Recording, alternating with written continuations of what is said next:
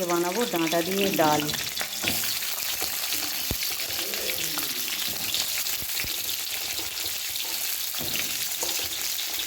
রোজ ডাঁটা, রোজ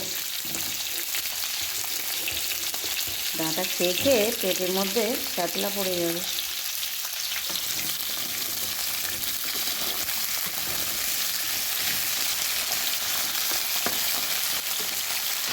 এইদিকে মুসুর ডালটা সিদ্ধ করে নিয়েছি, ডাঁটাটাও ভাজা হয়ে গেছে, এবার তুলে নেব।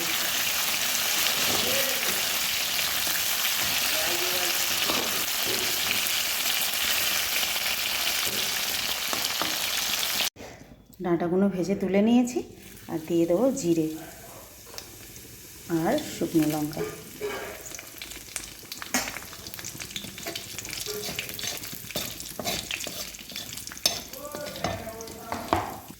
এবার দিয়ে দেবো একটা পেঁয়াজ।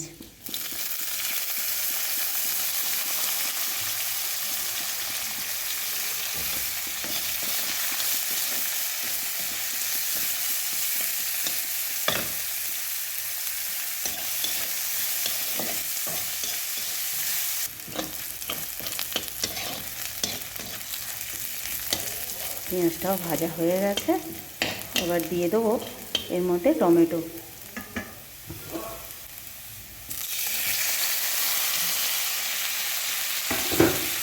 টমেটোটা একদম নরম করে নেব, যাতে একবারে ঘেঁটে যায়। টমেটোটা একদম নরম হয়ে গেছে, এবার আবার ডাঁটাগুলো দিয়ে দেবো।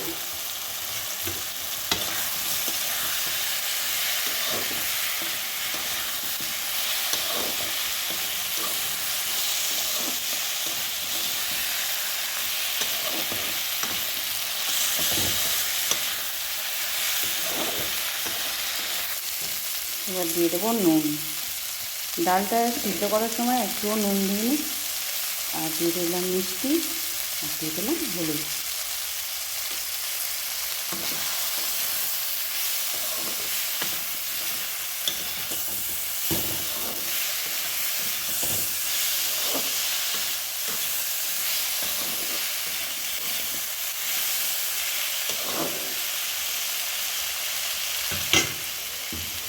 এবার দিয়ে দেবো এই সিদ্ধ করা ডালটা।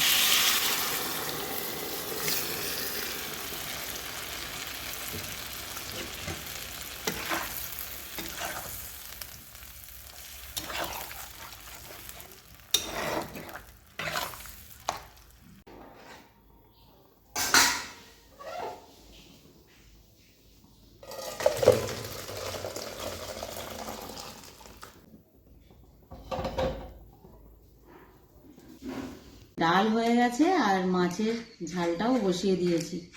আর এখন মনে হচ্ছে যে না, একটু শাকটা করি। কালকে কর্তামশাই তো দুমাটি এই শাক এনেছিল, ভেবেছিলাম রেখে দেবো। তারপরে এই যে ওই আমাদের এক যে মাসি আছে, ও বাবা কত শাক দিয়ে চলে গেছে। তো ভাবলাম যে না, শাকগুলো নষ্ট হবে, তো কিছুটা শাক করি। শাকের তরকারি হলে করতাম না, কিন্তু যেহেতু পাট শাক, তো ভাবলাম যে না, একটু ভাজা করে নিই, সবাই মিলে খাওয়া হয়ে যাবে। আর আমাদের বাড়িতে পাট শাকটা ভাজা খেতে সবাই খুব ভালোবাসে। এগুলো সিজনের শাক, তো সত্যিই খুব ভালো লাগে। তো ভালো, আজ একটু তাড়াতাড়ি রান্না হয়ে গেছে, তো তার জন্যই করে নেবো একটুখানি শাক ভাজা। আর দুপুরে খাওয়া দাওয়া কমপ্লিট করে চারজনে মিলে একটা সিনেমা দেখছিলাম, ওই ধুরন্ধর সিনেমাটা দেখছিলাম। ব্যাস, তার কিছুক্ষণ পর থেকেই ব্যাস আবার আজকেও আকাশ লেগে পড়েছে। কি জানি আজকেও মনে হয় ঝড় বৃষ্টি উঠবে। কালকে তো খুব দুর্ভোগ হয়েছে এই ঝড় বৃষ্টিটা হওয়ার জন্য, তো দেখে তো মনে হচ্ছে আবার এক্ষুনি ঝড় বৃষ্টি চলে আসবে। তো সিনেমাটা দেখছে এখনও ছেলেরা। আর আকাশে এরকম ছিরি দেখে আমি এই ছাদের মধ্যে কয়েকটা জামা কাপড় মেলা ছিল, ভাবলাম যে না, আগে তুলে নিয়ে চলে আসি। আর কালকে এই ঝড়ের জন্য এই কিছুক্ষণ আগেই কারেন্টটা এসেছে, মানে 2টোর পর। কালকে তো যা ক্ষতি হবার হয়েছে, প্রচুর গাছপালা আমাদের এদিকে পড়ে গেছে গো। আর আম গাছে তো মনে হচ্ছে একটাও আমও নেই আর পাতাও নেই, যা ঝড়বার সব ঝরে গেছে। তো যাই হোক, আবার এই যে জোর জোর হাওয়াটা উঠেই আসছে, বিপদের শেষ নেই, কদিন যে হবে কে জানে।